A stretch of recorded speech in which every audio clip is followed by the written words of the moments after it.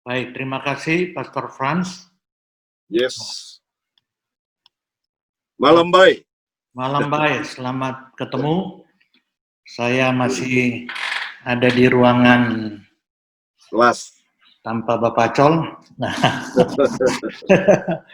Iya, baik, mari kita berdoa sebelum kita melanjutkan, kita satu dalam doa. Yes. Bapa, kami bersyukur oleh anugerah-Mu kami ada sampai saat ini. Kekuatan, kesehatan, nafas hidup Tuhan berikan, bahkan kerinduan untuk mengenal dan mengasihi Engkau. Engkau karuniakan kepada kami, sehingga kami ada di hadapan Tuhan melalui Zoom meeting ini. Bapa, kami menyerahkan waktu ini ke dalam pertolongan-Mu. Biarlah kehadiran-Mu yang maha hadir itu menolong kami semua, hamba yang menyampaikan, semua kami yang berinteraksi. Tuhan menolong dan memberkati kami. Amin. Dalam nama Tuhan Yesus kami berdoa. Amin. Ya. Saat ini saya masih melanjutkan materi saya. Kita akan membahas di bawah tema kepastian keselamatan.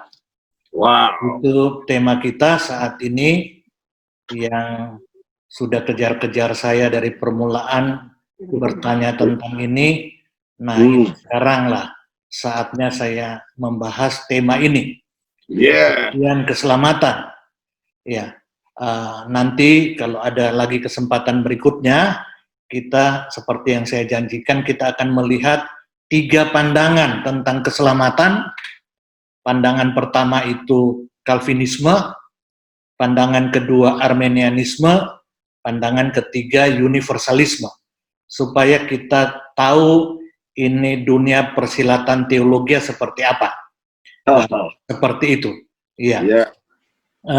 Kita juga sudah belajar dari bagian-bagian yang sudah disampaikan sebelumnya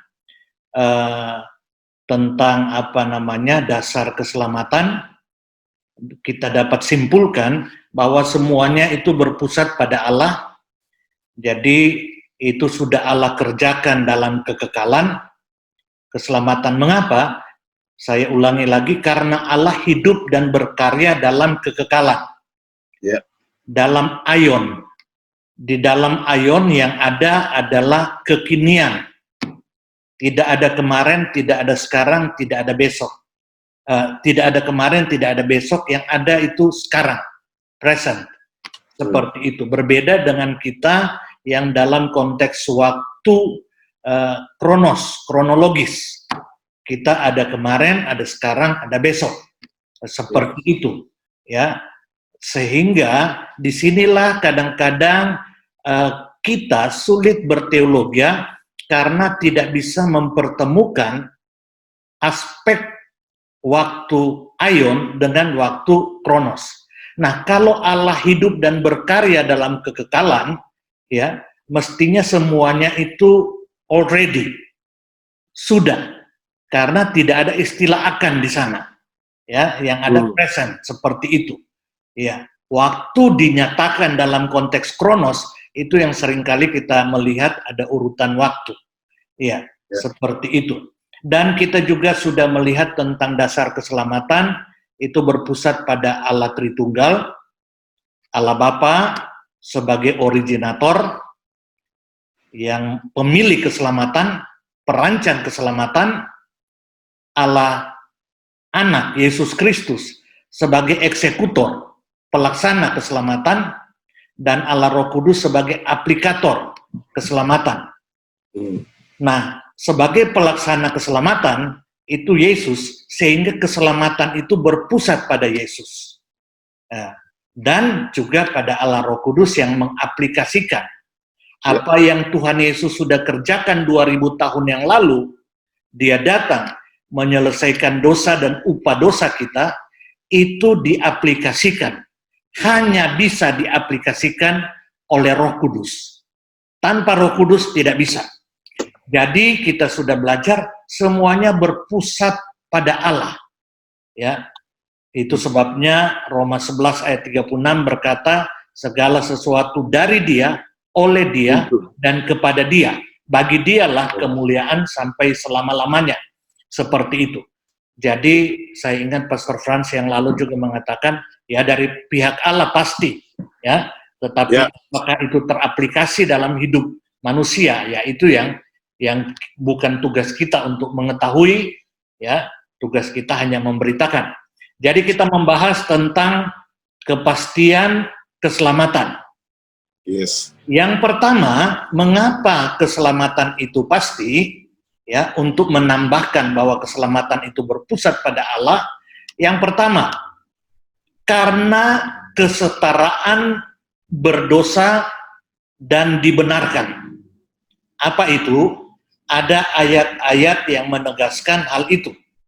Di dalam Roma 5 ayat 12 serta ayat 17 sampai 19 dan 1 Korintus 5 ayat 22 dan 45 ditegaskan bahwa status berdosa yang dialami secara pasti oleh manusia terjadi bukan di dalam diri manusia itu, tetapi di dalam Adam. Akibat Adam jatuh, kita semua jatuh. Akibat Adam berdosa, kita semua berdosa. Akibat Adam dihukum, kita semua juga dihukum. Seperti itu. Demikian juga status dibenarkan yang dialami oleh orang percaya juga terjadi bukan di dalam diri orang percaya, tapi terjadi di dalam Kristus. Ayat-ayat itu, ya, Roma 5 ayat 17 sampai 19 dikatakan, sebab jika, saya tidak baca ayat 12-nya, langsung 17 19, sebab jika oleh dosa satu orang, itu Adam, maut telah berkuasa oleh satu orang itu, maka lebih benar lagi mereka yang telah menerima kelimpahan kasih karunia dan anugerah kebenaran akan hidup dan berkuasa oleh karena satu orang itu, yaitu Yesus Kristus. Sebab itu, sama seperti oleh satu pelanggaran, Adam, semua orang beroleh penghukuman, demikian pula oleh satu perbuatan kebenaran, yakni kebenaran Yesus, semua orang beroleh pembenaran untuk hidup. Jadi sama seperti oleh ketidaktaatan satu orang, Adam, semua orang telah menjadi orang berdosa, demikian pula oleh ketaatan satu orang, semua orang menjadi orang benar. Jadi saudara perhatikan, di sini ada kesetaraan. Dalam Adam, satu orang itu, semua kita berdosa, semua kita menjadi tidak taat, semua kita menjadi terhukum. Dan oleh satu orang, yakni Yesus Kristus, semua dibenarkan, semua bebas dari hukuman. Dan di dalam Adam itu pasti berdosa, pasti terhukum. Di dalam Yesus dibenarkan, bebas dari hukuman, itu setara. Itu juga pasti. Lagi ditegaskan dalam 1 Korintus 15 ayat 22, dikatakan demikian. Karena sama seperti semua orang mati dalam persekutuan dengan Adam, jadi luar biasa ini Adam. Karena Adam, kita semua mati. Demikian pula semua orang akan dihidupkan kembali dalam persekutuan dengan Kristus. Ya. Nah, saya membuat skema, ya, seperti ini. Allah itu maha benar, maha adil. Tidak ada satu titik dosa yang ada bersama-sama dengan Allah, tidak ada, ya, karena Dia maha benar. Sehingga pada waktu manusia berdosa, manusia harus berhadapan dengan kemahaadilan Allah, sehingga harus dihukum. Dan Alkitab dari Kejadian 2 ayat 17, terus diulang lagi dalam Roma 6 ayat 23, upah dosa adalah kematian, adalah maut. Nah, padahal di dalam Adam yang pertama, ya, itu kita semua berdosa dan terhukum. Nah, kita lahir dari dalam Adam. Sehingga otomatis kita semua berdosa dan terhukum. Dan ini pasti. Ini pasti. Pasti berdosa, pasti terhukum. Tidak ada mudah-mudahan berdosa, mudah-mudahan terhukum. Pasti. Sebab kalau mudah-mudahan, Yesus tidak perlu datang. Manusia bisa berusaha sendiri. Seperti itu. Akibat berdosa dan terhukum, maka manusia terpisah dari Allah. Iya. Tetapi kita bersyukur Allah yang maha benar, maha adil, adalah juga Allah yang maha kasih. Karena kasihnya, dia mengaruniakan Yesus Kristus. Saya katakan ini sebagai Adam yang kedua. Ya, satu-satunya manusia yang tanpa dosa, bahkan yang sudah menanggung upah dosa, itu cuma Tuhan Yesus. Dia benar, satu-satunya benar, dan satu-satunya adil, sudah memenuhi tuntutan upah dosa maut yang berpuncak sampai ke neraka. Itu sebabnya waktu dia datang, dia harus mati, disalibkan, dikuburkan, turun ke dalam kerajaan maut, mengalami semua penghukuman, menggantikan kita. Satu-satunya hanya dia. Karena dia memenuhi standar Allah, benar dan adil, maka ada persekutuan ya antara Yesus, kemanusiaan Yesus dengan kealahan. Nah, kita sudah belajar yang lalu pada waktu Roh Kudus turun atas kita, menjamah kita, melahirbarukan kita, maka kita sekaligus dihidupkan secara rohani dan dimampukan untuk bertobat dan beriman pada Yesus. Seketika kita bertobat, beriman pada Yesus, dikatakan kita dipindahkan masuk ke dalam Yesus. Ini dia. Sehingga status orang percaya itu berada di dalam Yesus, seperti itu. Ya, ini. Masuk dalam Yesus. Nah, saudara perhatikan, dalam Adam yang pertama, dalam Adam yang kedua, Yesus Kristus.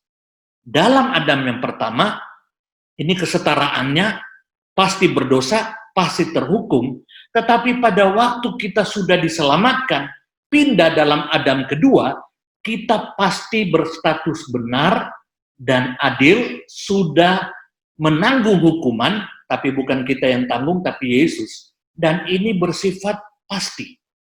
Jadi, baik di dalam Adam yang pertama itu pasti, di dalam Adam yang kedua itu pasti. Menolak kepastian ini sama dengan menolak rancangan Allah mulai dari kejadian. Mulai dari kejadian. Seperti itu. Sehingga kalau kita tolak ini, rancangan kesetaraan ini, maka itu Alkitab harus dirombak dari pertama. Iya, harus dirombak dari pertama. Karena kita pasti berdosa dan terhukum, bukan di dalam kita, tapi dalam Adam. Akibat kita berada dalam Adam, lahir dari keturunan Adam, ya, kita berdosa dan terhukum, seperti itu. Akibatnya karena kita sudah berstatus berdosa dan terhukum, maka kita berbuat dosa.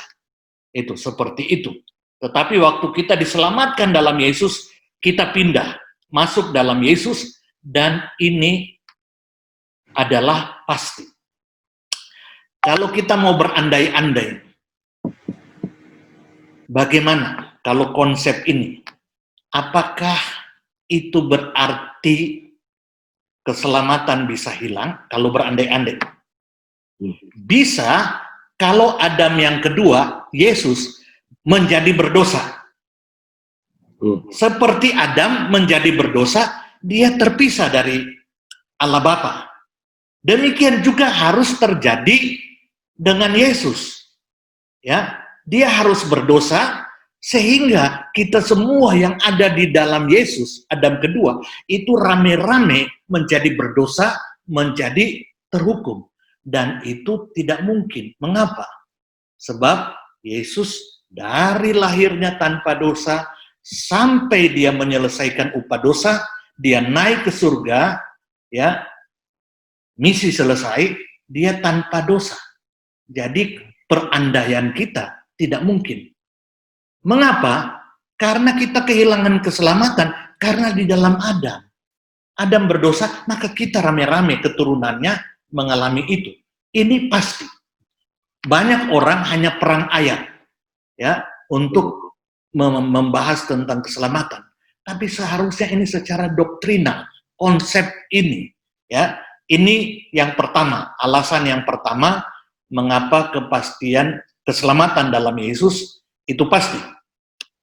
Yang kedua, karena keselamatan berpusatkan Kristus. Kalau keselamatan itu berpusatkan saya, wah, menit ini selamat, menit berikutnya hilang keselamatan. Mengapa? Karena saudara tahu kan, saya sudah pernah menjelaskan yang lalu, bahwa kata dosa yang paling kuat yang dipakai dalam Alkitab, ya, itu hamartia, meleset dari sasaran, missing of the mark, ya, meleset dari sasaran.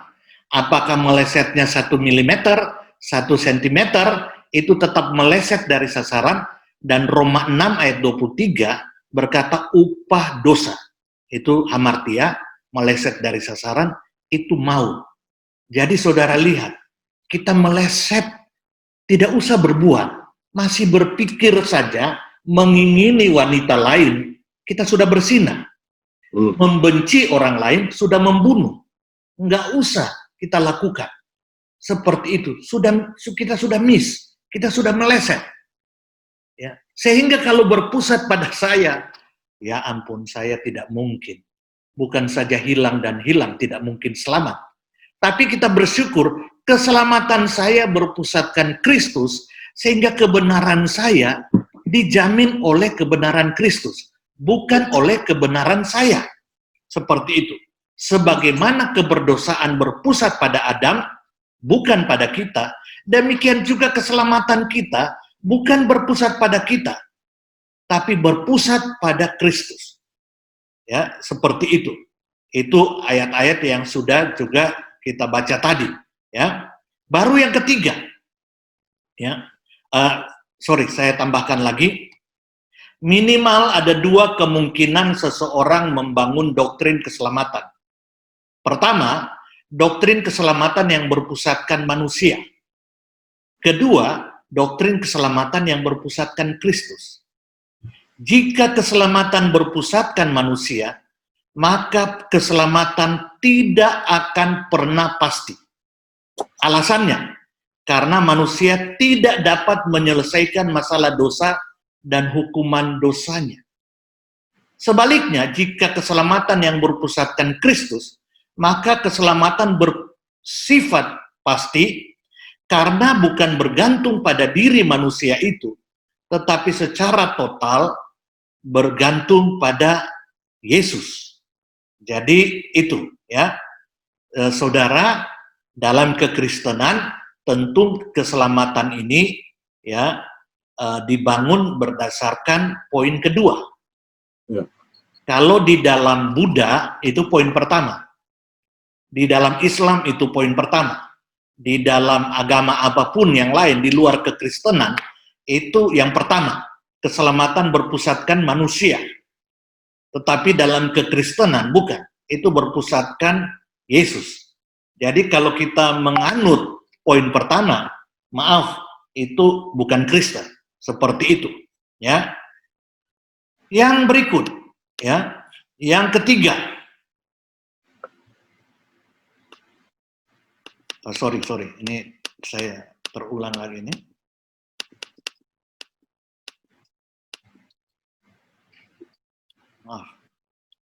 Itu sama seperti dosa itu, suka balik-balik lagi.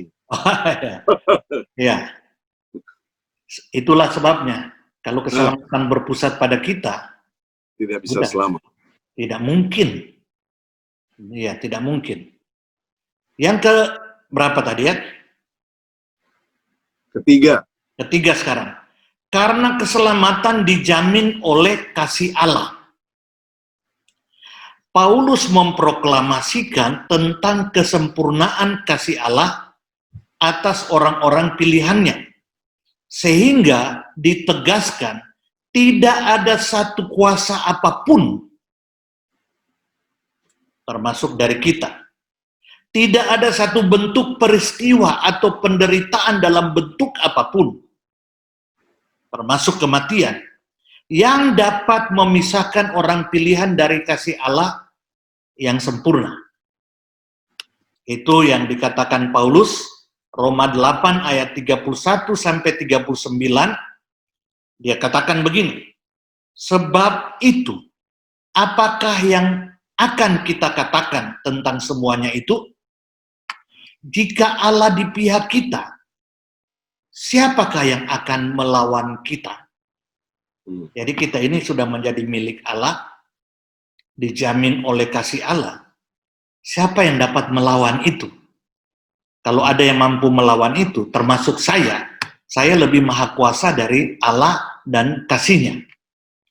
Dikatakan, jika Allah di pihak kita, siapa yang akan melawan kita? Ia, perhatikan ini, ia yang tidak menyayangkan anaknya sendiri, anak tunggal, tetapi yang menyerahkannya bagi kita semua, untuk menyelamatkan kita, anak tunggalnya, ya, diberikan. Bagaimanakah mungkin ia tidak mengaruniakan segala sesuatu kepada kita bersama-sama dengan dia?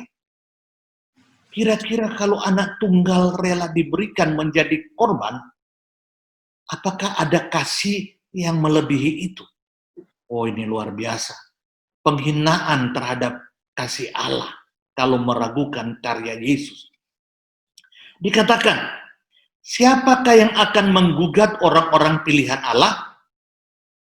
Allah yang membenarkan mereka? Siapakah yang akan menghukum mereka? Kristus Yesus yang telah mati, bahkan lebih lagi, yang telah bangkit, yang juga duduk di sebelah kanan Allah, yang malah menjadi pembela bagi kita. Siapakah yang akan memisahkan kita dari kasih Kristus? Penindasan atau kesesakan atau penganiayaan atau kelaparan atau ketelanjangan atau bahaya atau pedang? Seperti ada tertulis, oleh karena engkau kami ada dalam bahaya maut sepanjang hari. Kami telah dianggap sebagai domba-domba sembelihan.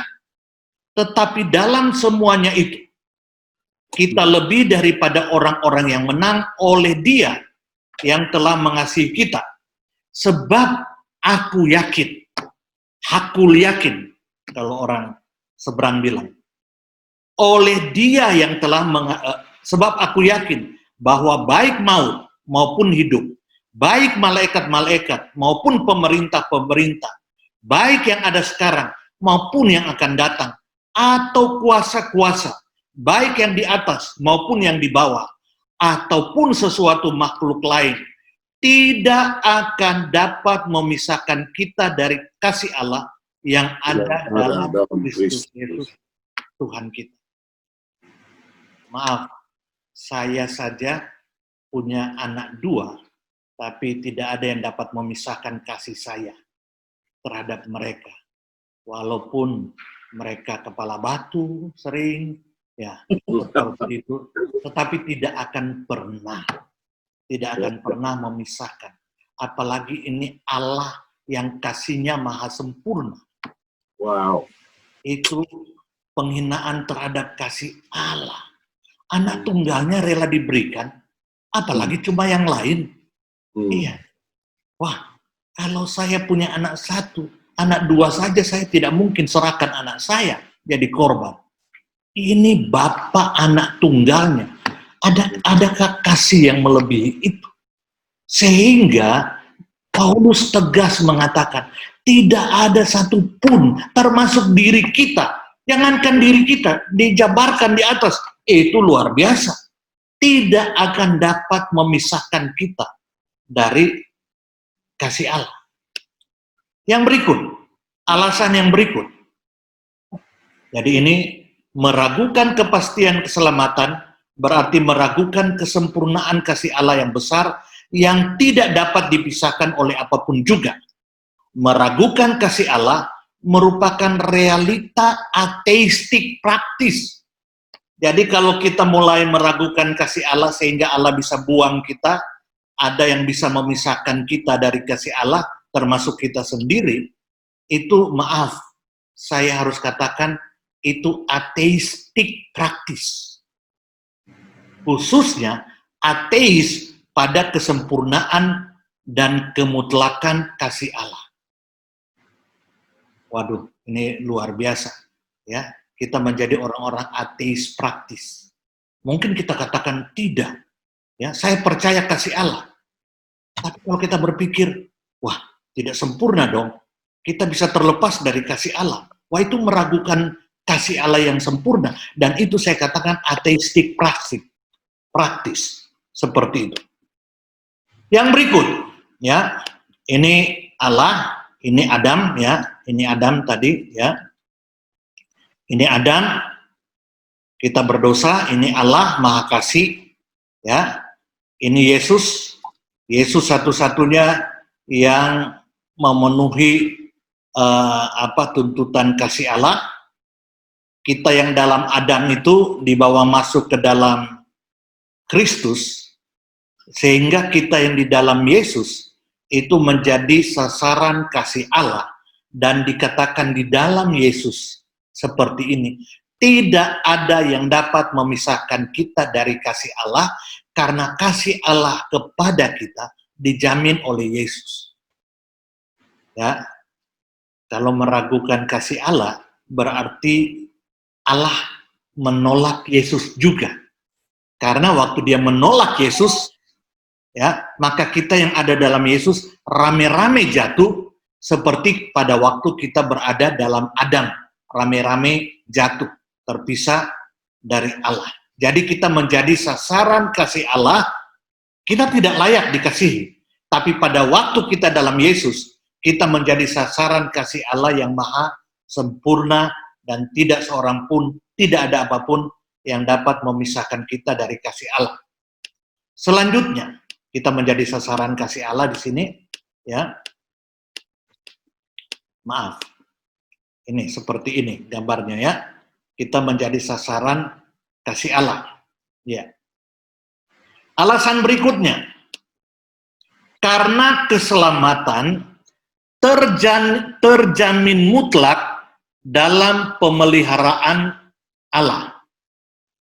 Pada waktu orang percaya berada dalam Kristus, saat itu juga orang percaya menjadi anak Allah, menjadi milik Allah, berada dalam tangan Allah, berada dalam tanggung jawab pemeliharaan Allah.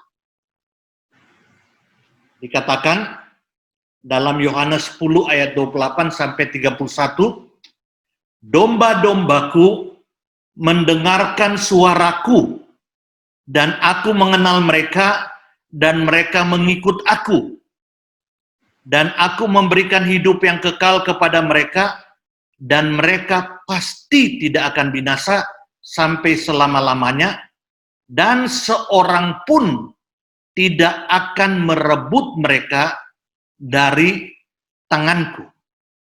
Kalau ada yang dapat merebut kita dari tangan Allah, ya, yang merebut itu lebih maha kuasa dari Allah. Bapakku yang memberikan mereka kepadaku lebih besar daripada siapapun, dan seorang pun tidak dapat merebut mereka dari tangan Bapa. Aku dan Bapa adalah satu. Jadi waktu kita menerima Yesus, kita menjadi milik Allah, menjadi kepunyaan Allah, dipelihara oleh Allah. Tidak ada satupun yang dapat merebut kita dari tangan Allah yang maha kuasa, yang kuasanya sempurna. Iya. Jadi seperti ini, saya bikin skema lagi. Ya, ini Yesus Kristus, ini Adam. Ya, kita semua dalam Adam. Waktu kita percaya Yesus, kita berada dalam Yesus. Ini kita berada dalam Yesus, ya, orang percaya. Dan kita sudah belajar, waktu kita berada dalam Yesus, ya, kita memiliki Roh Kudus. Roh Kudus tinggal di dalam kita. Kita menjadi bait Roh Kudus, ya. Jadi kita berada dalam Yesus, Roh Kudus berada dalam kita, dan waktu kita berada dalam Yesus, kita sekaligus berada dalam tangan Allah Bapa. Saudara lihat sempurnanya ini, ya. Roh Kudus dalam kita, Yesus, kita berada dalam Yesus, dan kita berada dalam Allah Bapa. Siapa yang dapat rebut kita dari tangan Allah seperti ini? Siapa? Kalau ada yang dapat merebut, termasuk diri kita, kita lebih maha kuasa dari Allah. Kita lebih maha kuasa dari Allah. Seperti itu. Dan maaf, saya mau katakan itu ateisme. Itu berarti meragukan kuasa Allah yang maha kuasa, meragukan Yesus Kristus, meragukan Roh Kudus. Seperti itu. Saudara, memang ada orang berpandangan begini. Orang berpandangan begini. Ya, kita memang berada dalam Yesus, berada dalam Roh Kudus, berada dalam kita. Kita berada dalam Allah Bapa. Ya, jadi kita tidak bisa lepas. Tapi kita bisa melepaskan diri. Pertanyaannya, apakah kita lebih maha kuasa dari Allah Bapa, Allah Anak, Allah Roh Kudus? Kalau kita mampu melepaskan diri, berarti kita lebih maha kuasa. Ya. Pertanyaannya, berarti kita tidak bisa lepas. Kalau kita memberontak, mau melepaskan diri, bisa lepas tidak? Tidak bisa, tidak mungkin bisa lepas. Tapi akibatnya apa? Kita luka-luka, sakit, menderita, tapi tidak mungkin bisa lepas. Ya, yang hanya mungkin seharusnya adalah kita sukarela menyerahkan diri, hidup dalam tangan Tuhan, menikmati indahnya Tuhan. Jangan memberontak. Saya pernah sampaikan di sini analogi, waktu anak-anak saya masih kecil, 2 anak saya, kalau saya bawa ke mall, yang saya katakan lalu, sejak anak-anak saya masih kecil, itu sudah ada isu rumor kenyataan pencurian anak. Jadi waktu masuk mall itu saya pegang kiri kanan anak-anak saya. Nggak bisa mereka lari, saya pegang. Mereka karena masih kecil, mereka tidak bisa melepaskan diri, karena saya lebih kuasa, lebih kuat dari mereka.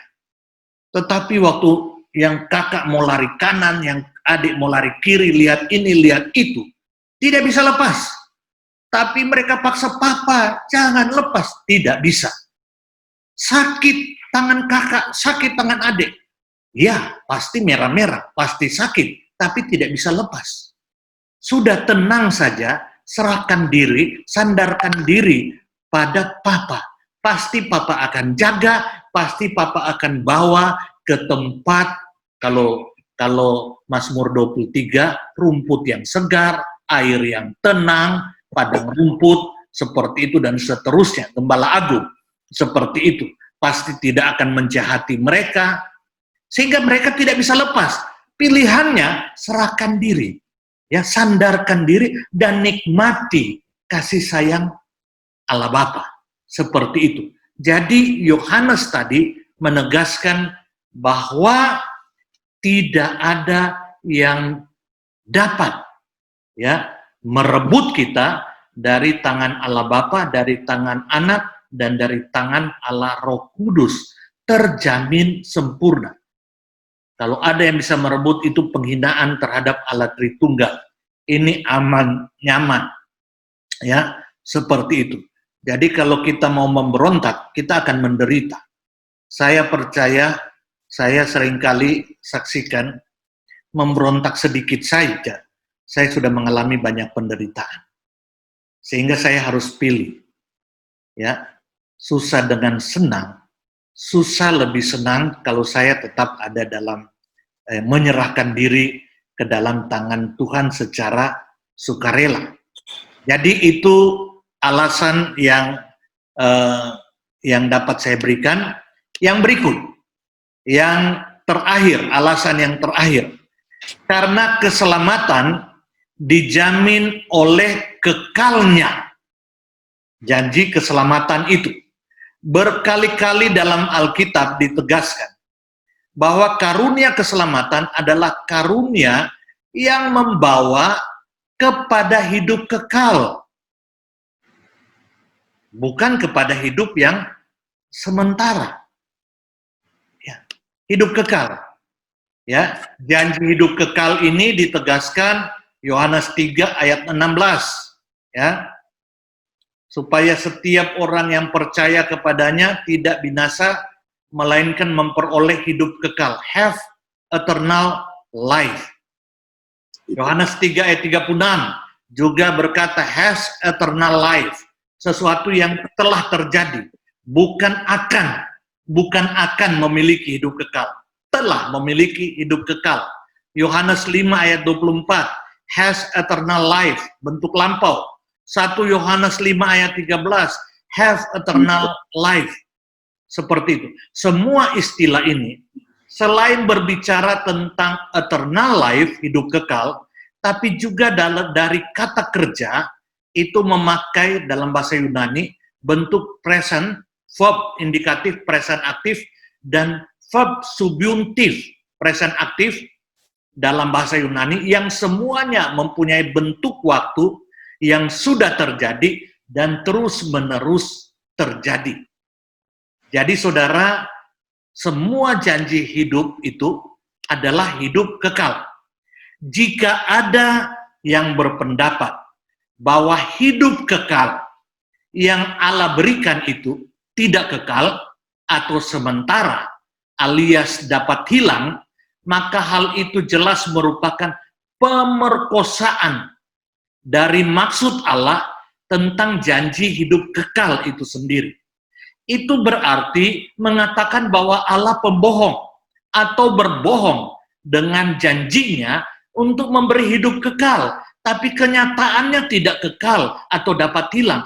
Ini jelas penghinaan terhadap kesetiaan Allah yang sudah berjanji.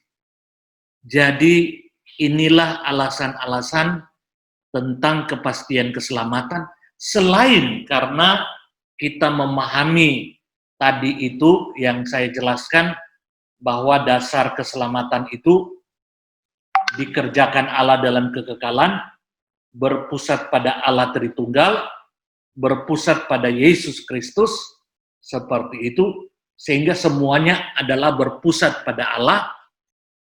Kalau berpusat pada Allah, bukan pada manusia, maka itu seharusnya itu bersifat pasti. Kalau berpusat pada kita, itu pasti tidak pasti. Ya, tidak pasti. Ya, memang ada orang mengatakan, kalau berpusat pada Allah, terus pada kita tidak ada faktor, ya, bagaimana? Saya berkata, waktu kita sudah berada dalam Yesus, Roh Kudus ada dalam kita berada dalam Allah. 2 Korintus 5 ayat 17 mengatakan kita menjadi ciptaan baru, maka akibatnya pasti hidup kita berubah. Pasti hidup kita berubah. Mungkin kita akan jatuh, tapi kita tidak mungkin akan betah hidup dalam dosa. Ya, kita akan kembali, akan gelisah, akan kembali, dan kalau tidak kembali, mungkin saja Tuhan panggil kita pulang cepat-cepat, ya, supaya tidak lama-lama mempermalukan Tuhan seperti itu. Jadi sampai di sini penjelasan saya tentang kepastian keselamatan itu. Nanti kita akan saling berdiskusi. Tuhan Yesus memberkati. Shalom. Haleluya. Praise the Lord. Pak Christian berdoa dulu firman Tuhan. Baik. Baru kita masuk diskusi. Hamba mohon dalam nama Tuhan Yesus. Yes. Allah Roh Kudus, pengajar agung, yang menyertai pemberitaan firman, akan menolong kami masing-masing, memeteraikan itu, menumbuhkan itu, dan melahirkan buah dalam kehidupan kami. Di dalam nama Tuhan Yesus, amin. Amin. Jadi karena ini pelajaran, perlu bertanya kalau tidak mengerti.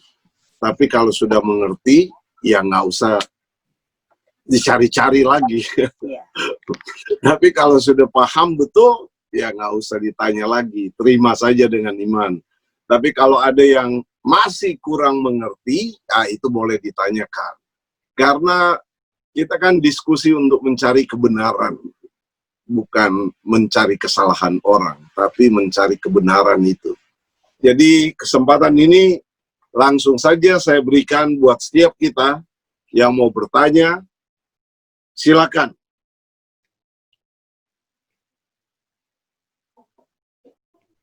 Ya, pertanyaan pertama, Pendeta Christian, Silakan Pak Mende. bagaimana keselamatan mereka yang lahir sebelum Adam kedua? Karena otomatis sebelum Adam kedua semua berdosa. Adam kedua datang, Tuhan Yesus, semua dosa dihapuskan. Apakah semua orang sebelum Adam kedua bersih dosanya? Putih seperti salju. Karena orang-orang hidup di sebelum Adam kedua, ada orang yang kenal Allah, orang Israel, ada yang kafir, tidak kenal Allah. Pertanyaan kedua, Tuhan Yesus duduk di sebelah kanan Allah sebagai pembela. Yang Tuhan Yesus bela itu siapa? Kita kan sudah selamat. Dan terhadap keselamatan yang mana lagi yang Tuhan Yesus bela? Kalau kita sudah selamat. Apakah masih ada ancaman keselamatan kita sehingga harus dibela oleh Tuhan Yesus? Sebab kalau pembela di pengadilan berarti ada jaksa yang menuntut. Ada tuntutan hukuman buat kita. Kita punya pengertian soal pembela yang seperti itu. Berikut. Kalau orang percaya disebut anak Allah, berarti Bapak itu sebagai Bapak kita sebagai anak. Kenapa di dalam Lukas 15 kasih perumpamaan dua anak, satu bisa hilang? Kan sudah anak Allah, sudah anak dari bapaknya. Kenapa bisa hilang lagi satu? Dan kenapa dia tidak cari? Sebab sebelumnya ada 100 domba, satu hilang Tuhan cari. Kenapa yang anak yang hilang Tuhan tidak cari? Kalau sudah anak, harus menunggu dia kembali. Terima kasih, Pastor Christian. Terima kasih Pak Mende. Ya, yang pertama bisa nanti dibaca dari Ibrani 11 tentang tokoh-tokoh iman. Mereka itu beriman kepada Yesus yang dijanjikan. Walaupun mereka itu belum mengalami, ya, tidak sampai mengalami dalam pengertian kedatangan Yesus yang sudah datang. Jadi begini, orang-orang perjanjian lama yang dipilih Allah itu beriman pada Yesus yang akan datang. Ingat, sejak Kejadian 3 ayat 15, pada waktu manusia berdosa, sudah ada janji tentang kedatangan keturunan perempuan. Ya, langsung dikatakan ya kepada iblis dan kepada Adam dan Hawa, ya, bahwa keturunan perempuan ini akan meremukkan kepala iblis dan iblis hanya akan meremukkan tumitnya, keturunan perempuan. Jadi itu sudah dijanjikan dan itu Adam dan Hawa pun bersandar pada janji itu. Dan janji ini terus diulang dan diberi gambaran anak domba yang tanpa cacat, yang darahnya tercurah, seperti itu. Jadi sejak Kejadian 3 ayat 15, itu janji keselamatan dalam Yesus itu sudah dibukakan. Walaupun baru digenapi realisasinya pada saat kedatangan Tuhan Yesus kedua kali. Tetapi mereka sudah beriman pada janji. pada Yesus yang akan datang. Kita orang-orang perjanjian baru sampai sekarang, sampai nanti kedatangan Yesus kedua kali, kita berbeda. Kita beriman pada Yesus yang sudah datang. Ya, jadi bukan past. Mereka future, kita past. Tetapi dua-dua ketemu di dalam Yesus. Satu dalam Yesus secara future, yang satu dalam Yesus secara past. Kita beriman pada Yesus yang sudah datang. Mereka beriman pada Yesus yang akan datang, seperti itu. Yang kedua, pertanyaan yang kedua, mungkin saya langsung dulu yang ketiga kalau nggak salah ya. Soalnya saya agak lupa ingat yang kedua. Yang ketiga, itu anak hilang ya, anak yang hilang ya. Anak yang hilang. Kenapa 15. satu domba dicari, kenapa ini anak bungsu nggak dicari? Ya, inilah cara Allah. Ada yang dicari, ya, dan akan dicari sampai dapat. Tidak mungkin tidak. Kalau kita yang mencari belum tentu dapat.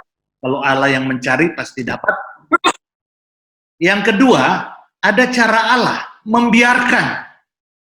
membiarkan dan akhirnya sadar sendiri dan pulang. Dan yang luar biasa kalau kita perhatikan di cerita anak bungsu itu saudara bayangkan dia sudah jadi tukang jaga babi, makan dari makanan babi, sampai akhirnya dia bertobat. Aduh, di rumah bapakku itu pembantuku nggak begini, ini aku seperti ini. Dan saudara bayangkan pasti dia sudah berpakaian compang-camping, sudah jorok, nggak bisa dikenal, tetapi siang malam papanya menunggu di depan. Anakku yang hilang kembali. Anakku yang hilang kembali.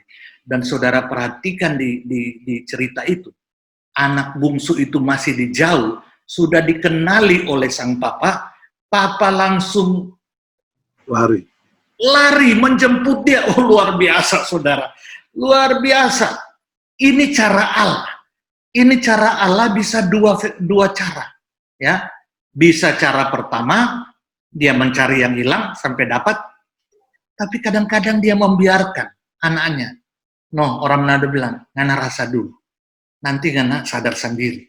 Ya, kadang-kadang kita pakai juga cara begitu. Tapi saya percaya, kalau seandainya itu anak kandungnya, ya, kalau dia nggak sadar pun akan dicari. Seperti yang satu domba yang hilang. Iya, itu sudah konsekuensi. Tapi ini membukakan ini cara Allah yang lain. Ya, seperti itu. Banyak orang yang mengalami seperti ini, mengalami akhirnya mau tidak mau menyerah, angkat tangan dan pulang. Banyak yang begitu. Tapi banyak pula yang harus dicari dengan berbagai cara, dibawa pulang. Inilah cara Allah. Cara Allah. Baru yang kedua tadi. Sorry Pak Mende, tolong diulangi secara singkat untuk mengaktifkan ingat saya. Yesus pembela. Oke, ya, terima kasih. Iya. Kalau dalam Alkitab ada yang namanya antropomorfisme. Artinya Allah membukakan diri, memperkenalkan diri dengan bahasa manusia. Termasuk dengan konteks manusia, bahasa manusia. Kalau Allah tidak kontekstual, pakai bahasa manusia, cara manusia, kita nggak mungkin mengerti. Ya, contohnya tangan Allah. Oh, Allah itu ya tidak punya tangan, dia adalah roh, tetapi tidak ada yang tidak dapat dia jangkau. Seperti itu. Ya, mata Allah tertuju. Itu bahasa antropomorfisme, bahasa manusia supaya kita bisa mengerti. Ya, nah bahasa pembelaan ini, ya, itu dia berdiri, ya, seakan-akan kalau kita lihat dalam Wahyu, dia katakan betul dia berdosa. Tapi ini, saya sudah mati ganti dia, saya sudah menanggung upah dosa. Dia akan berdiri. Ini bahasa manusia untuk bisa mengerti, ya. Anak Allah menjadi pembela agung di sorga. Dan kalau kita baca di dalam kitab Wahyu pasal 20 dan seterusnya, itu digambarkan luar biasa. Anak domba yang berlumuran darah. Berlumuran darah. Ini menggambarkan, ini aku sudah menyelesaikan untuk dia menanggung upah dosa.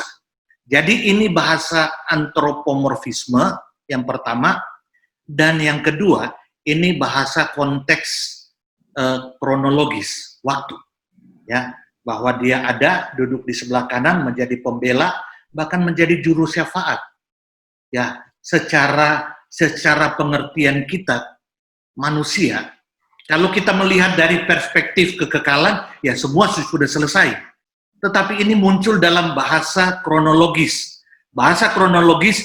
sehingga melihat ada tahap-tahapan seperti itu, sehingga membuat kita dapat mengerti, ya, tentang apa yang Tuhan Yesus sudah kerjakan dan sedang kerjakan sekarang secara bahasa kronologis, ya, di hadapan Allah Bapa. Dia berdiri sebagai perantara.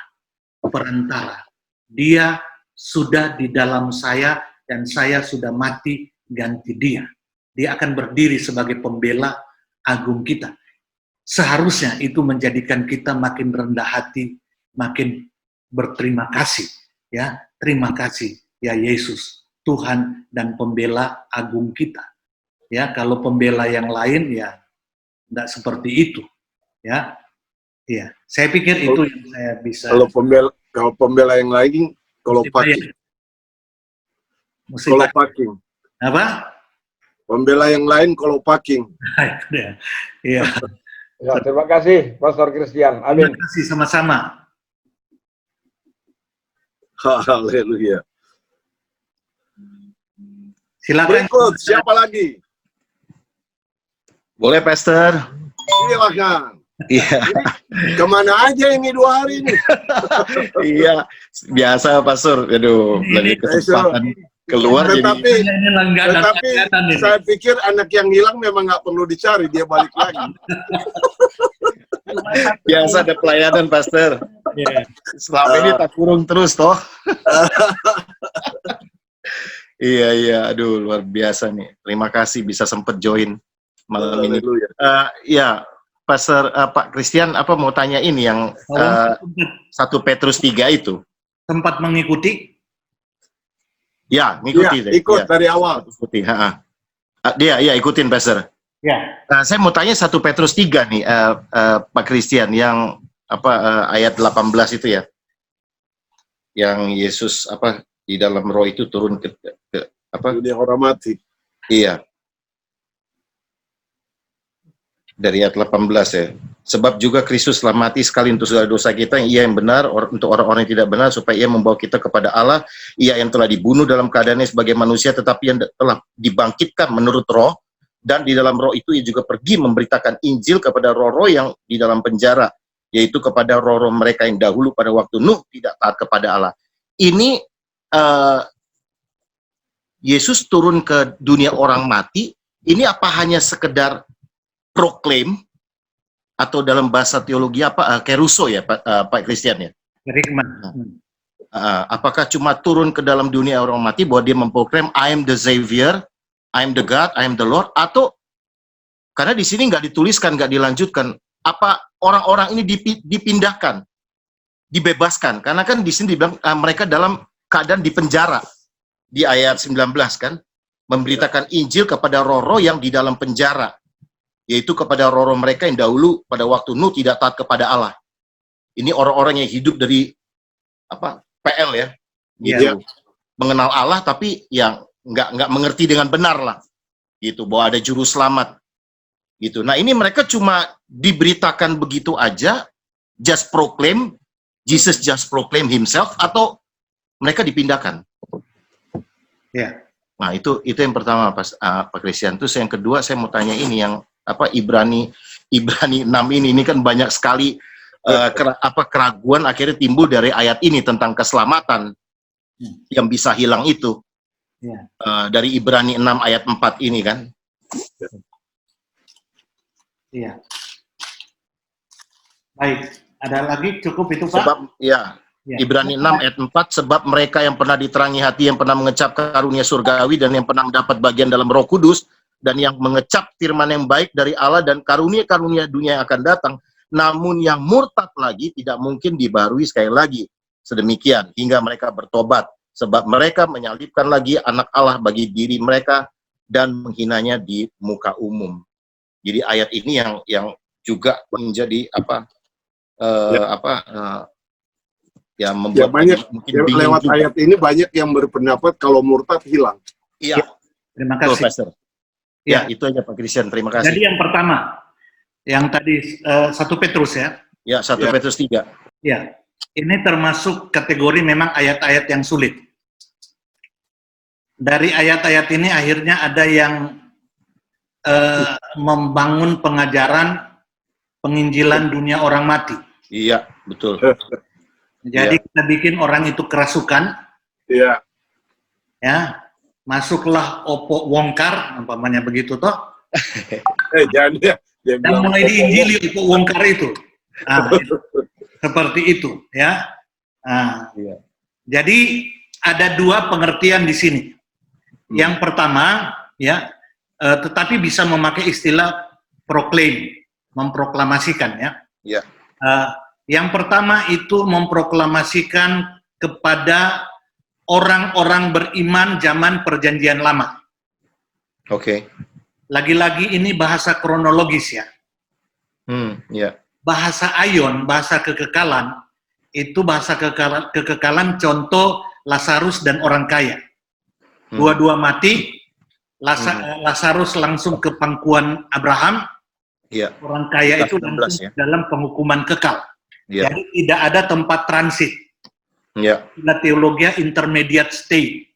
Karena orang tidak bisa mempertemukan kekekalan dan kronologis, maka timbullah intermediate state, tempat antara, tempat transit, tempat menunggu, itu seperti itu. Nah, ini sebenarnya bahasa kronos. Ya. Oke. Timbul pertanyaan seperti Pak Mende punya pertanyaan, bagaimana dengan orang-orang perjanjian Ya, itu dia. Iya. beriman? Nah, dalam bahasa kronologis, ayat ini juga bisa dipakai, dia masuk ke dalam, ya, Dunia orang mati. dunia orang mati dalam konteks orang percaya Perjanjian Lama yang tidak mengalami penggenapan keselamatan yang Yesus bawa. Dan dia proklamasikan, apa yang kamu imani, ini saya sudah selesaikan. Iya. Dan dalam bahasa yang lain, kalau tidak salah di mana ya? Seakan-akan mereka bangkit, ya, mereka bangkit dan masuk ke dalam Yerusalem. Ada ya, pernah baca itu? Iya. Ada. Iya, di Injil ya. Ya, seperti itu, ya. Matius Markus rupanya. Seperti itu. Kalau kita bandingkan dengan Wahyu, ada roh-roh mereka yang mati, yang digergaji, apa semuanya, Iya. masih bersifat roh. Iya. Ya, belum dengan tubuh. Bahasa kronos, nanti waktu kedatangan Tuhan Yesus kedua kali, baru dibangkitkan tubuh dan dipersatukan dengan jiwa atau roh mereka. Seperti itu. Itu bahasa kronos. Jadi inilah proklamasi bagi orang-orang percaya zaman Perjanjian Lama. Yang kedua, proklamasi bagi orang-orang durhaka. Orang-orang durhaka yang tidak percaya, karena dikatakan kan pada zaman Nuh. Berarti kan mereka tidak ikut masuk dalam bahtera kan? Iya, betul. Bahtera itu penggambaran Yesus Kristus. Mereka tidak ikut masuk dalam Yesus. Berarti mereka bukan orang-orang yang di dalam Yesus. Itu proklamasikan penghukuman kekal, kengerian neraka seperti itu. Itu proklamasi bagi orang-orang yang tidak percaya, orang-orang hukuman. Ya, walaupun memang ada satu pertanyaan, ya, kenapa ya dalam zaman Perjanjian Lama tidak ada pergilah, jadikanlah semua bangsa muridku. Yeah. Mestinya kan, ya, dulu zaman Perjanjian Lama bukan orang Israel yang pergi mencapai suku-suku, tetapi suku itu yang datang ke dalam Israel. Contohnya Ratu Sheba ya, Sheba, mendengar Ethiopia. Kenapa tidak ada pergi? Itu juga satu pertanyaan, tapi saya belum mau masuk ke arah situ. Iya, oke. Itulah nanti sudah mau sarjana teologi atau master teologi nanti kalian. Ya. Seperti Haleluya. itu satu pertanyaan. Ya, kenapa? Kenapa baru nanti setelah Yesus bangkit baru ada pergilah? Ya, ini namanya misi yang sentripetal, ya. Dan apalagi satu itu, maaf saya nggak hafal itu. Jadi ada yang dari pusat keluar, ada yang dari luar ke dalam ke pusat, seperti itu. Nah, di zaman perjanjian baru itu misi dari pusat keluar. Jadi itu. Baru yang ketiga, yang keberapa ini? Yang ada Ibrani 6. Ibrani. Ya, saya setuju. Memang itu yang sering dipertanyakan, tetapi kalau tidak salah Bapak yang dari Tuaan pernah pendeta siapa itu? Pendeta yang pakai nama Pak Ferry, pernah tanyakan dulu. Iya. Pak Ferry nggak salah ya, pendeta Ferry. Dan kalau kita baca ayat itu, jangan pisahkan dengan ayat 9, itu pertama. Ya, selalu begitu. Di ayat 9, dia katakan, tetapi, hai saudara-saudaraku yang kekasih, sekalipun kami berkata demikian tentang kamu, kami yakin bahwa kamu memiliki sesuatu yang lebih baik yang mengandung keselamatan. Berarti orang-orang yang murtad ini tidak memiliki kandungan keselamatan. Iya. Sehingga ini Paulus, memang ada yang katakan ini Paulus yang tulis, ada yang katakan penulisnya Paulus ini, Ibrani. Ya, seperti itu. Yang kedua, bahasanya. Rasul kasih karunia. Yang kedua, mengecap. Saudara tahu, Yudas itu sangat mengecap. Apa yang tidak dikecap oleh Yudas? Mujizatnya dia kecap. Ya, uangnya Tuhan juga dia kecap juga ya. Seperti itu. Dia mengecap, tapi tetap palsu. Tetap palsu. Jadi ada orang-orang yang hidup dalam kekristenan mengecap mujizat Tuhan, kebaikan Tuhan, ya, tetapi palsu. Itu sebabnya Tuhan Yesus berkata dalam Matius 7 ayat 21 dan seterusnya. Tidak semua orang yang berseru-seru Tuhan, Tuhan, Tuhan akan masuk dalam kerajaan Allah. Nanti pada akhir zaman ada yang berkata, Guru, bukankah kami sudah bernubuat demi namamu? Mengusir setan demi namamu? Apalagi? Melakukan mujizat demi namamu. Tapi Tuhan Yesus berkata, enyalah kamu, aku tidak kenal kamu. Saya maaf, ya, mengapa saya ingat si Pak Rononowo ya, yang di Tuaan. Ya, betul. Kalau kawan-kawan kelawat. Kelawat, walaupun tidak pakai nama itu ya. Karena kalau saya pernah ini, saya ingat. Saya ingat. Kalau Tuhan aku tidak mengenal kamu, Tuhan Yesus yang sempurna tidak mengenal, wah itu aneh. Berarti mengecap, tapi tidak mengenal Tuhan dan dikenal oleh Tuhan dan bukan asli kepunyaan Tuhan. Apa kurangnya mengecap kemampuan melakukan mujizat, mengusir setan, bernubuat, luar biasa. Tapi Tuhan Yesus katakan, enyalah kamu, aku tidak mengenal kamu. Seperti itu. Jadi pengertian murtad di sini ya sudah mengecap ya, tapi sebenarnya palsu. Contoh Yudas, contoh di dalam Matius 7. Tapi saya tidak bisa paksakan saya punya penjelasan ini. Ya, saya tidak bisa paksakan. Oleh sebab itu saya tidak masuk ke arah sana, tetapi karena ditanyakan, oke, saya jelaskan inilah pandangan saya. Silakan saudara berbeda. Kalau saudara berbeda, asal saudara terima Yesus, kita ketemu di sorga lah. Haleluya, amin. Ketemu di sorga. Jangan kita musuhan gara-gara itu. Ya. Kalau sudah terima Yesus, kemudian dia menyangka lagi, bagaimana? Itu Yudas lah itu. Itulah belum selamat berarti ya. Mengecap tapi tidak asli. Ya. Ya. Orang-orang yang aspal itu juga mengecap loh. Ini luar biasa. Matius 7 menegaskan itu. Wow, apa yang kurang? Saya pikir kita semua berlomba-lomba ingin seperti mereka loh. Iya, iya. Pertanyaannya Pak, kenapa bisa tidak asli Pak? Ya, Ya. Mesti tanya Pak Yudas. tidak. Mesti tanya Pak dia Pak ya. Inilah gereja yang kelihatan. Saya sudah jelaskan yang lalu. Gereja yang kelihatan yang ada dalam dunia itu, ya, visible church itu, Iya. pasti terdiri dari asli dan palsu, lalang dan gandum, domba dan kambing. Dan itu sudah dicontohkan dari 12 murid. Dan Jadi Yudas palsu lah. iya. Tapi invisible church, gereja yang tidak kelihatan, itu tubuh Kristus. Iya. Yang kemungkinan ada, pasti ada di dalam gereja yang kelihatan juga. Ya. Itu pasti, itu asli. Ya. Oke. Tuhan izinkan, kenapa? Ya, itu mengingatkan kita harus hati-hati. Bahkan Paulus berkata, hati-hati, iblis menyamar apa? Sebagai malaikat terang. Malaikat terang loh. Waduh, saya ini bukan malaikat. Kalau ketahuan saya punya kelakuan, mungkin orang, kok hamba Tuhan begini ya? Iya, tapi ini malaikat terang. Tapi iblis.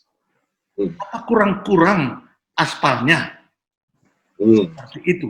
Jadi, tapi itu Tuhan izinkan untuk menguji gerejanya, ya, untuk berhadapan ke dalam dan juga keluar. Seperti itu, ya. Jadi ini yang saya bisa berikan kepada Pak Wongkar, ya, biarlah guru agung, saya kan cuma guru terbatas di HUK Kota Batam juga, ya. Tapi ini yang saya bisa berikan, ya, dan biarlah guru agung Roh Kudus lah yang akan memeteraikan kepada kita. Demikian, Pastor. Amin. Terima kasih, Pak. Ya, siapa berikut? Siapa berikutnya? Bobby itu waktu pernah tanya tuh. Bobby ada nggak, Pastor Bobby? Oh, ada. Waktu itu mau tanya tentang pandangan. Bobby ada tidak? Ini di ininya ada sih Echa Bobby. Tapi Echa Bobby-nya di mana? Echa ada Pak. Nah, Bobby Terus suami tuh- lagi tesis Pak. Maksudnya Oh. lagi temu dosen deh kayaknya tadi. oh gitu. Karena waktu itu pernah bertanya beliau tentang hal ini. Iya. Ya sudah, dia nggak Tadi ada. sih udah info ke WhatsApp-nya si Bobby, cuma mungkin dia belum belum lihat Pak. Oke. Saya kalau sama ada Pak Christian Lasut kan ya inilah ya, maksudnya dia juga excited biasanya. Iya. Karena Pastor Bobby kan calon teolog juga tuh. Iya, cuma tadi Dari lagi Dari keluar Pak, pertanyaannya lagi dan tesis. pelajarnya memang sudah ke sana. Iyo. Saya rekam ini dan biasa saya tag Pastor Franz di Facebook. Ya, silakan bisa dinonton lagi di situ. Ya. Oke, thank you. Masih ada lagi yang mau bertanya? Kalau enggak, saya mau bertanya. Silakan, Pak. Tapi silakan dulu yang lain. Ya. Pendeta Yongki, Ya, siap. ada pertanyaan? Kalau saya... Iya. Bertanya.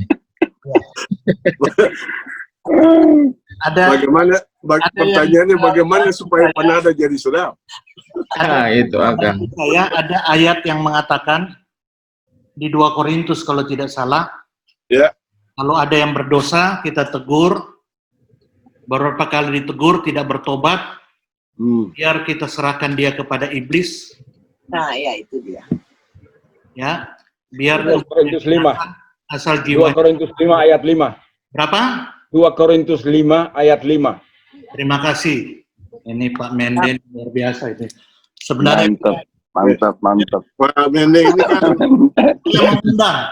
Siapa yang Pak mau Mende sekolah Pak online, Mende nggak masuk sekolah teologi ya. program Tapi online. baca Alkitab 10-an kali. Wah, luar biasa.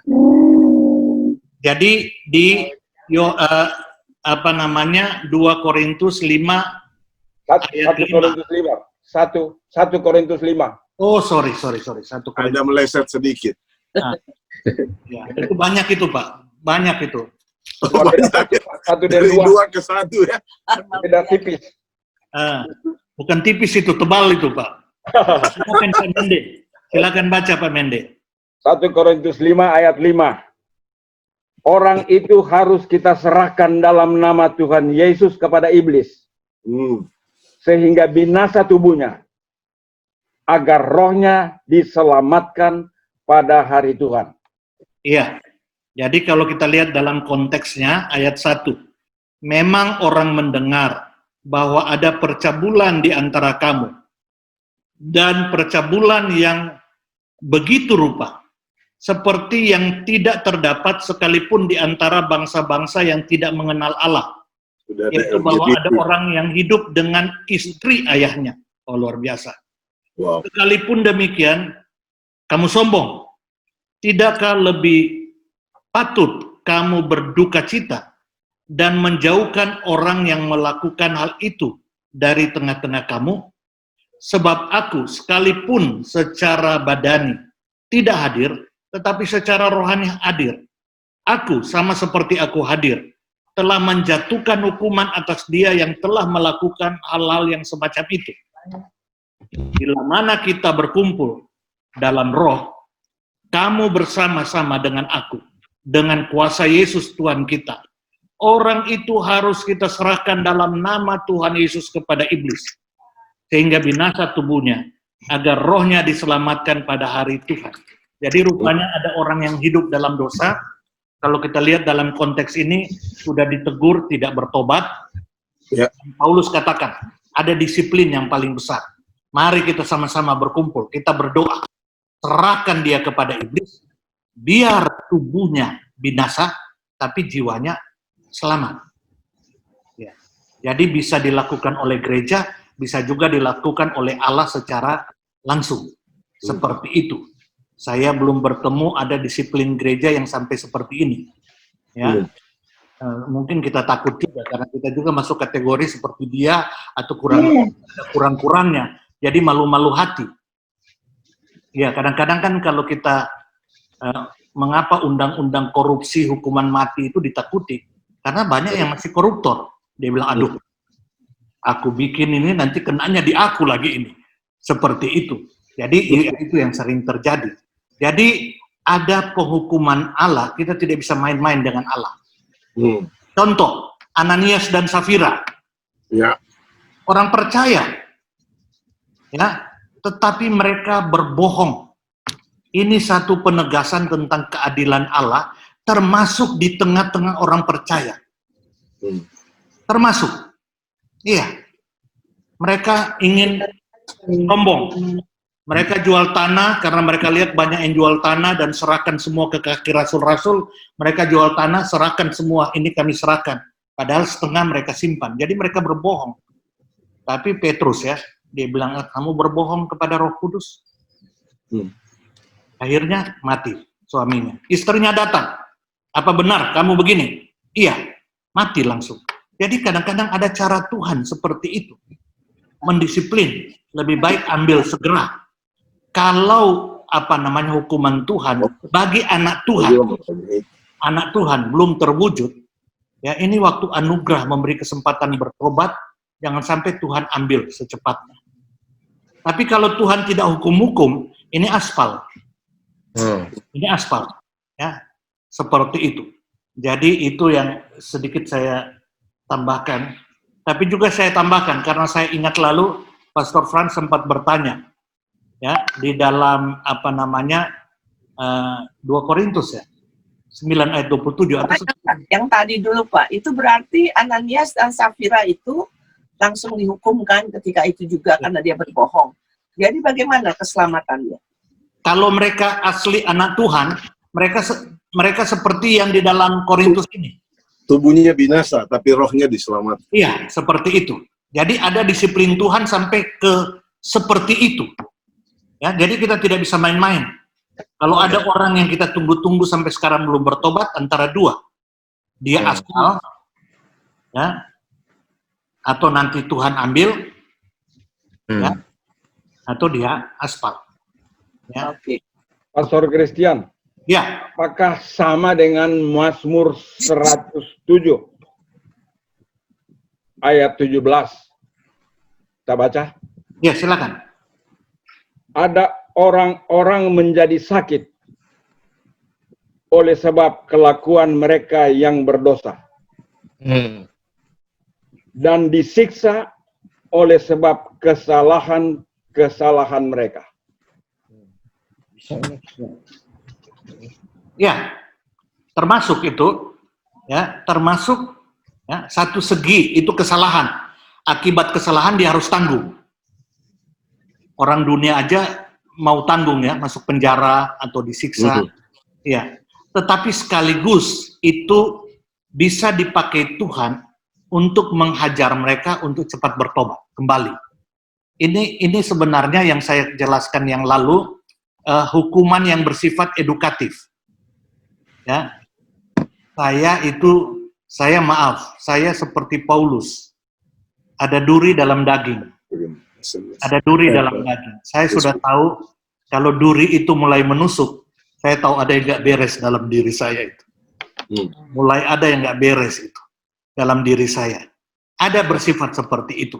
Tetapi ada juga yang seperti Pak Mende katakan, ya, yang sakit akibat kesalahan mereka, tapi bersyukur kalau itu Tuhan pakai untuk mendidik dan membawa mereka kembali kepada Tuhan. Ya. Saya ada ingat kemarin itu 1 Korintus atau 2 Korintus 9 ayat 27. 1 Korintus 9 ayat 27. Iya. Jadi itu kan konteksnya itu menggambarkan tentang bagaimana melayani. Ya, Paulus katakan saya melayani, sebenarnya orang yang melayani itu berhak hidup dari pelayanannya. Orang yang orang yang bertani berhak hidup dari pertaniannya, orang yang melayani seperti itu. Tapi Paulus tidak menggunakan itu haknya seperti itu. Tetapi prinsipnya kita harus melayani sungguh-sungguh, kerja keras untuk Tuhan. Ya. Terus dikasih gambaran, ya, orang karena di Korintus itu muncul itu namanya pertandingan Olimpiade itu, ya, itu orang yang jadi atlet, mereka itu latihannya luar biasa, hanya untuk mendapatkan mahkota juara, mereka latihan luar biasa. Masa kita yang melayani Tuhan di atas segala Tuhan tidak mau kerja keras, mereka hanya untuk mendapat mahkota duniawi, itu luar biasa kerja kerasnya. Masa kita tidak seperti itu?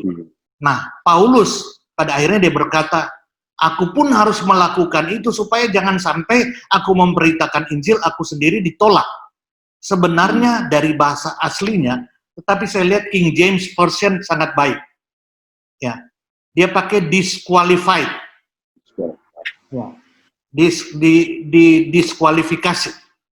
Ini berbicara tentang upah, tentang mahkota. Karena Alkitab juga berbicara bukan saja keselamatan, tetapi bagi orang-orang tertentu ada mahkota yang Tuhan reward. Walaupun kadang-kadang kita katakan ya sudah, yang penting masuk surga lah, nggak dapat mahkota nggak apa-apalah. Ya. Tetapi anak Tuhan yang sejati pasti rindu mengerjakan semuanya secara maksimal. Dan kita bersyukur, Tuhan berjanji ada mahkota untuk kita. Seperti itu. Jadi ini berbicara tentang, karena begini, kalau kita mau mengangkat ini menjadi doktrin keselamatan, dalam pertandingan cuma ada satu orang yang selamat. Berarti karena juara cuma satu. Ya. Apakah semua kita ini sedang bertanding dan cuma satu yang juara? Ini berbicara tentang kesungguhan pelayanan. Seperti itu. Jangan sampai aku tidak dapat mahkota. Paulus katakan, jangan sampai aku karena tidak tekun, aku didiskualifikasikan. Ya. seperti itu. Disqualified. Terus menjadi penerima mahkota. Itu seperti itu. Jadi itu dalam konteks tidak bisa kita membangun doktrin keselamatan dan tidak selamat di ayat-ayat ini karena tidak tepat seperti itu. Jadi Itu bicara tentang reward, Ya. upah. iya, betul. Silakan, Pak. Masih ada yang lain? Kasih satu session lagi Pak Christian for berikut toh keselamatan. Masih Oh. ada satu. Bukan, itu bicara tentang doktrin-doktrin dari Calvinis, Armenian, dan universalisme. Iya. Jadi itu pandangan-pandangan tiga teologian ini. Iya. Nah, tapi itu menolong kita memahami keselamatan itu dan sekaligus memahami dunia teologi salvation ini. Ya, Kita mau titip kalau begitu Pastor Christian. Berikut tolong Akang, kita sebetulnya mau tanya berikut itu. 2 Petrus 2 ayat 22. Kalau orang Manado kenal itu Kristen RW dengan Kristen Tinoransak. Waduh, ini apa lagi nih? Pak Rono, 2 Petrus 2 ayat 22. Mari Jo kita makan. Kita makan dia Pak Arno. Artinya itu anjing kembali kepada muntahnya. Itu RW itu. Mari. Di mana dia tuh? Kita makan lihat sama dia. aja. Lihat Pendeta Yongki. 2 Petrus 2 ayat 22. Anjing kembali kepada muntahnya. Oke. Nah, Bokek kembali kepada kubangannya. Itu Kristen RW dan Kristen Tinoransak. Orang Manado kalau makan anjing itu RW. Ya, RW dia punya artinya bukan RT RW, bukan. RW itu rintek wuuk. Bulu halus. RW. Pak Christian juga masih makan kali itu. Mereka cocok Itu apa yang 2 Petrus dikatakan. 2 ayat 22. dia punya Bagi daging mereka yang cocok apa yang dikatakan peribahasa yang benar ini. Anjing kembali lagi ke rumahnya. Dan Muntahnya. babi yang mandi kembali lagi. Muntahnya bukan di rumahnya. Oi, Muntahnya. kenapa anjing kembali ke rumah lagi? Anjing kembali ke rumah jadi RW. Itu mau tanya berikut sebetulnya. Ya nggak usah berikut, saya jawab aja. Sekarang saja. Saya Anjing, ada pelajaran lain itu minggu berikutnya. anjing itu tetap anjing. Anjing kalau nggak kembali ke muntah bukan anjing. Nah itu Petrus bilang itu ada Kristen, Tidak kembali ada ke Kristen lumpur. anjing, ada Di rumahnya RW. Iya, bukan babi. Jadi ini memang Yudas kembali ke lumpur. Yudas kembali makan apa namanya muntahnya Muntahnya. seperti itu. Jadi inilah aspal ini ya tinggal tunggu waktu, tunggu waktu. Tinggal tunggu waktu. Seperti itu. Tinggal tunggu waktu jadi RW ya. Iya. Karena kalau dia kambing tetap kambing, domba tetap domba. Iya. Jadi berikut Pastor Christian mesti kasih tahu kita orang ini bagaimana mau cari tahu supaya kita orang jangan aspal. Jangan so DP waktu aspal kete. Kalau mulai Kalau asli ada materai. ini bukan doktrin. Ini nasihat praktis. Ini bukan doktrin. Surga. Kalau mulai meragukan dan mulai dikejar oleh keraguan, itu tanda-tanda bagus itu. Tanda-tanda bagus. Berarti ada kegelisahan. Tapi kalau sudah nggak pikir-pikir itu, ini tanda-tanda bahaya ini. So mati. Amin. Orang Manado bilang so buta hati itu. Mulai mempertanyakan itu tanda-tanda bagus. Iya. Itu tanda-tanda ya, walaupun saya bukan hakim ya yang mengapakan itu tanda-tanda asli. Ya. Berarti DP wifi somati itu wifi-nya somati. Kalau masih storage gitu masih begini-begini ya masih ini ya, walaupun dia muncul lagi jadi jelas gitu loh. Tapi kalau sudah nggak ada sama sekali, ini dia ini. Jadi ini bukan doktrin, ini Iya, pemahaman ini aja. juga ya. Iya. Jadi kadang-kadang muncul dari keraguan dan akhirnya makin bertambah-tambah. Iya. Jadi saya nggak tengking itu keraguan. Kalau orang lain dia tengking. Kalau Tuhan itu, iya. Amin. Mas, kalau ada Kan dalam progres, Pak. Iya kan, jangan ditengking kok dalam progres. Iya. Tapi Tuhan Yesus kan Petrus ditengking, toh. Ya. Iya. Iya. Hanyalah iblis, engkau tidak memikirkan apa yang dipikirkan Allah, tapi apa yang dipikirkan manusia. Ini Iya. Petrus punya ini RW dengan Tino Ransak ini Petrus ini. Petrus 2 ayat 22. Apa karena pilihan ya, Pak? Enggak. Dia anak yang hilang. Dia surat ini. Didatangin Ya. oleh Tuhan Yesus di tepi Danau Galilea. Udah kembali. Di Petrus orang Manado itu Petrus. Kalau orang Yahudi nggak kenal Tino Ransak di RW. Oke, saya pikir cukup kita diskusi, nanti ketemu lagi dengan Pendeta Christian. Tapi saya ada pertanyaan. Iya, silakan, Pak.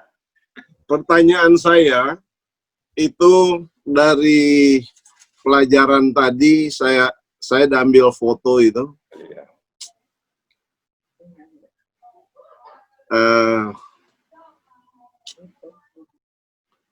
Foto yang dari Adam kemudian masuk kepada Kristus, kan? Iya. Nah, di dalam Kristus tuh orang percaya dan punya Roh Kudus. Iya. Pertanyaannya, tadi Pak Christian menjelaskan, memberikan ilustrasi bahwa kalau Tuhan sudah pegang, itu nggak bisa lepas. Kalau mau mau meronta, itu orang Manado bilang mau baronta, pasti lecet-lecet. Tadi digambarkan juga anaknya itu, kan? Iya. Pegang kuat. Dari sisi Tuhan dia pegang kuat. Ya kalau mau berontak, ya pasti sakit. Nah, pertanyaan saya, apakah pada saat seorang sudah di dalam Kristus, dia menjadi orang percaya, dia punya Roh Kudus, berarti free will-nya itu untuk berbuat dosa atau tidak berbuat dosa, bagaimana? Free will untuk berbuat dosa atau tidak berbuat dosa, bagaimana free will-nya? Iya. Tetap ada. Tetap ada free will. Kita tetap, we must make decision every time. Mau pilih berdosa atau tidak. Iya. Iya. Kita itu harus memutuskan, membuat keputusan. Karena setiap kali ya godaan masuk dari pikiran itu memunculkan dua tawaran. Mau ikut yes kepada Tuhan atau yes kepada Pikiran. godaan itu. Dan di sini kita harus buat keputusan seperti yang saya jelaskan yang lalu. Barang siapa mau mengikut aku, dia harus menyangkal dirinya itu dan menyangkal diri, pikul salib dan mengikuti aku. Mau pikul salib tidak, ada godaan. Tetapi di sana dikatakan harus anak Tuhan seharusnya menyangkal diri dan siap pikul salib. Ini yang harus kita lakukan setiap saat. Setiap saat kita digoda, pertanyaannya, kita mau pikul salib, kita mau menyangkal diri dan pikul salib atau tidak? Kita mau pilih yes atau no kepada Tuhan? Ya, no atau yes terhadap godaan. Harus tetap buat keputusan. Ini free will yang bekerja. Tapi kita bersyukur ada Roh Kudus yang tinggal di dalam kita yang terus menolong kita. Walaupun kadang kita lawan. Mengingatkan dan pekerjaan Roh Kudus kan mengingatkan dan menginsyafkan. Iya, seperti itu. Tapi sering kita lawan. Berhadapan dengan godaan, cobaan, itu bukan dosa. Jatuh terhadap cobaan itu dosa. Jatuh terhadap cobaan itu dosa. Setiap kali kita buka internet, Facebook, ditawarkan pornografi. Itu waktu kita diperhadapkan, itu bukan dosa. Waktu kita memutuskan yes terhadap tawaran itu, itulah dosa. Itu dosa. Jadi di situ free will tetap ada. Free will, karena apa? Seperti saya katakan, Tuhan tidak ingin jadikan kita robot. Yang ada hanya yes. Tidak ada no. Ya, sebab Tuhan mau kita mengikuti Dia dengan kerelaan. Kalau tidak ada pilihan, tidak ada pilihan yes or no, ya, itu bukan moralitas. Itu bukan moralitas. Kalau ada hamba Tuhan berkata, kasih perumpamaan, kalau seandainya ada kehidupan kedua kali, maukah engkau tetap menjadi suaminya? Itu ditanya sama suami, atau ditanya sama istri. Maukah engkau tetap menjadi istrinya? Saya takut kalau ditanya istri saya bilang, amin, amin. Nggak mau lagi. Tapi yang luar biasa, ya, cinta yang sejati, tetap mencintai, walaupun objek cinta itu seringkali tidak memenuhi syarat untuk dicintai. Itulah moralitas tertinggi dari cinta. Tetap mencintai, walaupun yang mau dicintai itu tidak memenuhi syarat untuk dicintai. Ini moralitas yang tertinggi. Ya, ada pilihan. Kamu boleh pilih mencintai, boleh pilih tidak. Tapi saya memutuskan tetap mencintai walaupun dia tidak memenuhi syarat. Apalagi terhadap Tuhan dan kehendaknya yang sempurna. Masa kita tidak bisa memilih, walaupun realitanya sering kita lebih memilih yes terhadap cobaan. Demikian. Saat dia memilih no, berarti Suskia habis dia, Pak Christian. Ya. Saat dia memilih no, berarti dia sudah tidak selamat. Tidak sama bagaimana? Oh, bukan. Kan cuma yes or no. Bukan karena jatuh dalam dosa. Iya. Ya. Memilih untuk berbuat dosa kan tetap Ya. ada. Kalau orang yang sudah diselamatkan, dia akan cepat sadar dan berbalik. Kadang-kadang begini ya, saya harus jujur mengatakan, kadang-kadang kita permisif dengan Tuhan. Tuhan, sepanggal Jo, sekali ini aja. Kan kita bergumul kan terjadi keinginan daging dan keinginan roh. Ya. Jadi kadang-kadang, waduh, kita katakan sekali ini saja. Tapi waktu kita sekali ini saja, aduh sudah, kalau maaf, ini pengalaman saya. Rasanya udah nggak bisa berkhotbah, nggak bisa lagi baca Alkitab, rasanya gelisah, kayaknya seperti kucing yang saya pernah gambarkan itu. Ya, yang aduh kayaknya gelisah sekali, aduh ini nggak layak sama sekali.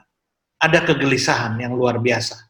Ya, seperti itu. Dapat saja terjadi. Kadang-kadang kita menyerahkan diri terhadap pencobaan atau terhadap godaan. Seperti itu. Termasuk anak Tuhan. Daud saja, ya, waktu dia sudah menang peperangan, waduh, ini yang hebatnya kadang-kadang hamba Tuhan. Waktu dia pelayanan, luar biasa dipakai Tuhan.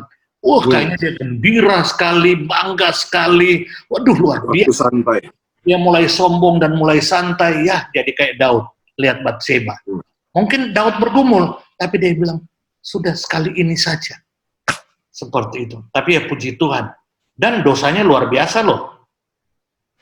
Tetapi Nathan dipakai Tuhan untuk menegur dia, dan dia lembut hati, mau ditegur oleh Nathan, ya, dan dia bertobat. Itu kelebihan. Kelebihan orang percaya bukan tidak mungkin jatuh dalam dosa, tetapi punya hati yang gampang bertobat. Itu yang harus kita kembangkan. Bukan berarti saya permisif mengizinkan untuk berbuat dosa. Tidak. Ya, seperti itu, tidak. Tapi yang paling utama punya hati yang gampang bertobat. Kalau itu terjadi, kita akan menjadi hamba Tuhan yang jujur. Kita seringkali menjadi hamba Tuhan yang tidak jujur, minta maaf. Akhirnya kita banyak hidup dalam kemunafikan. Saya di muka jemaat atau apapun, sebenarnya kalau gagal pun saksikan kegagalan. Jangan cuma saksikan kayak semua, sehingga jemaat berpikir ini hamba Tuhan super, tahu-tahu dia kecewa lihat kenyataan. Hamba Tuhan sama, bisa gagal. Tetapi marilah kita kesaksian bagaimana kita menang dari kegagalan. Itu harus diberikan contoh. Ya, harus ada kesaksian-kesaksian yang jujur dari pengalaman hidup hamba Tuhan yang jujur. Ya, seperti itu justru akan menjadikan hamba Tuhan itu sangat berwibawa. Sangat berwibawa. Seperti itu karena dia mau menjadi hamba Tuhan yang jujur. Dia bisa menangis bersama jemaatnya, ya. Jemaatnya bisa menangis bersama dengan dia pergumulan hamba Tuhan itu. Ini yang kita krisis. Kita seringkali banyak memoles seperti yang Tuhan Yesus katakan, kuburan yang dilabur putih tapi di dalamnya kerangka semua. Seperti itu. Busuk semua. Itu kita lebih cenderung menjadi farisi-farisi ahli Taurat modern. Ini yang saya mau panggil kita sama-sama. Mari kita belajar jujur jadi hamba Tuhan. Itu sebenarnya kunci hamba Tuhan di akhir zaman sekarang ini. Seperti bukan pencitraan ya. Bukan. Iya. Kita kalau mau jadi kepala daerah boleh pencitraan.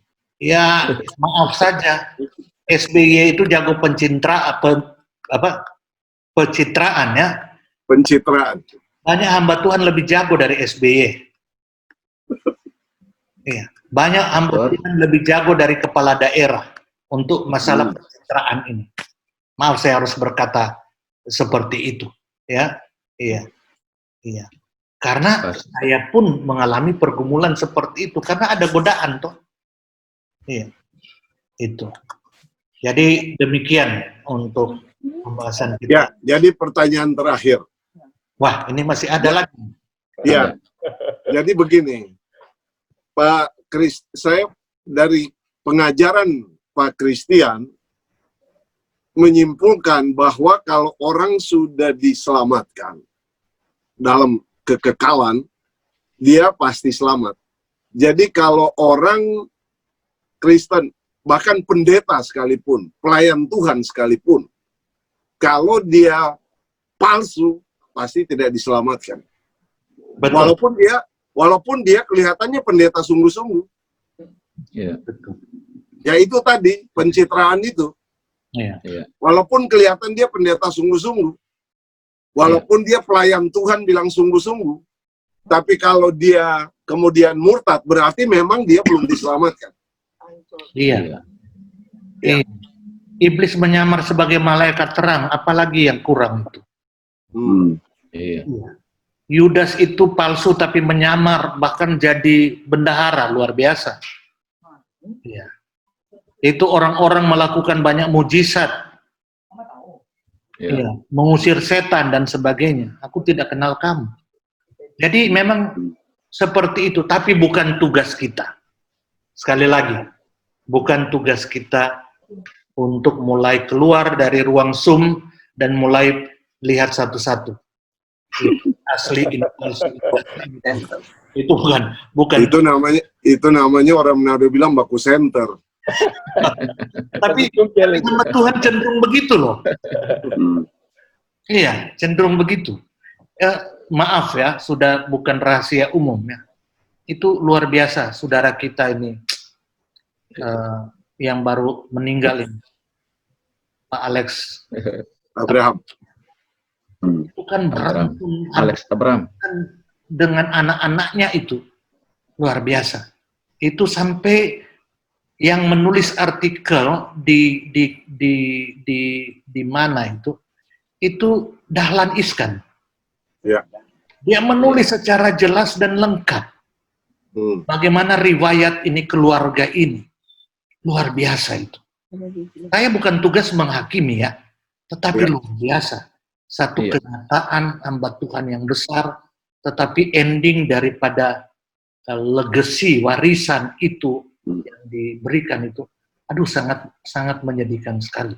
Sangat menyedihkan sekali. Tetapi semua postingan itu, ya, saya belum baca yang lain. Saya pas lihat ada teman posting itu rest in heaven. Nah. Jadi bukan rest in peace, rest in heaven. Hmm. Oh, Maksudnya, Bukan rest in peace, rest in heaven. oh, Itu semua postingan tuh, rest in heaven. enggak, kita tidak mempermasalahkan karena tugas kita bukan seperti itu toh. Nah, Cuma itu dia. maksudnya tugas kita bukan menghakimi beliau, tapi ya luar biasa ya. Kita itu Contoh yang kurang baik. menjadi kesaksian ya itu. Iya. mantunya juga Saya kena ngomong COVID. begini karena itu sudah Meninggal. diceritakan dan ditulis oleh Dahlan Iskan. Iya. Dan rupanya dia tahu sekali riwayat itu. Hmm. Iya. Jadi itu kita harus Jadi pembelajaran lah buat kita semua. Iya, betul. Kita harus membelajar. Tapi bukan tugas kita Iya, menghakimi. betul. Gitu. Tugas kita kan di Zoom meeting ini mengenal yang benar dan ada di dalam yang benar. Betul. Iya. Amin. Amin. Iya kan?